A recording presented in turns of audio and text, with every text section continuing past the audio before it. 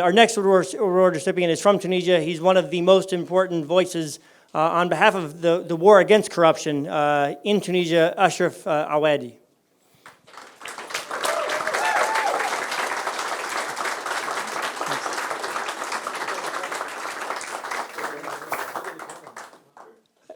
Achref, in 2011, immediately following Tunisia's revolution that removed from power the dictator, President Ben Ali, he established a new organization called IWatch, which is a watchdog, pro-transparency and anti-corruption organization. I had the opportunity to meet the IWatch team in 2011, just as they were getting off the ground, and they sort of immediately struck me as an extraordinarily impressive, dynamic, energetic organization that exemplified the best of the spirit of the youth of the Arab world. At the time that Achref founded IWatch, he was only 24 years old.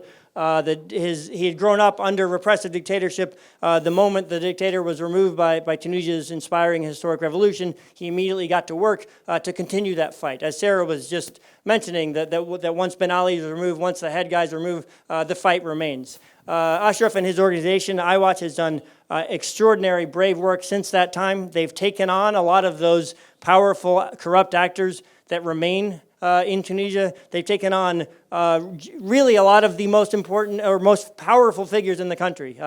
Achref and his organization have filed corruption lawsuits against the late president, Beji Essebsi, while he was still president, against the current Prime Minister, Youssef Chahed, and also against Nabil Karoui, who was just, the sort of controversial businessman that was just defeated at the ballot box this past Sunday. He was one of the two finalists in the runoff of Tunisia's second ever free and fair presidential election. And we were very happy that Achref was able to vote in Tunisia on Sunday and fly here on Monday to be with us. Achref and his organization really exemplify the power. They've shown the power in Tunisia of Tunisia's citizens, of its youth, and of its new and rising civil society, and all of these things give me great hope for Tunisia's future and also that of the region. So thanks very much, Achref.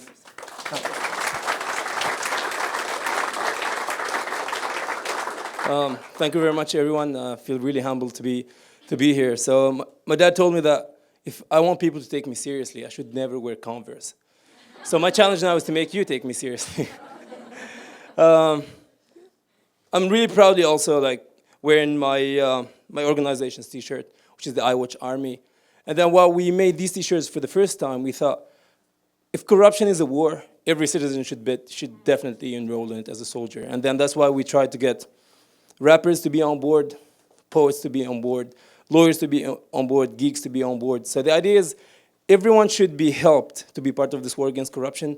We should maybe destroy this ivory tower that we have a lot of academics, we have a lot of lawyers doing this, a lot of accountants. So I think we should just empower more people to do that. So maybe I'm here standing in front of you, but it's a whole team of young, talented ladies and gentlemen who are doing great. They've been subject to defamation, they've been subject to a lot of smearing campaigns. None of them gave up. They kept doing things the same way, having fun, innovating, challenging the status quo. So if I'll offer this, it's definitely the team of IWatch back home, because I know that they're happy that we're here on stage. And if there's one message I want to tell everyone, Tunisia is going to make it to be a full democracy. I'm pretty sure that we will never be an example that any dictator can use against us. We'll never, any Bashar al-Assad or any king would say, hey, you got to be obedient, or maybe you'll be like Tunisia. People should dream to be like Tunisia. And my role and the role of my generation to give them that dream to be a full democracy, and democracy is possible in the Arab world.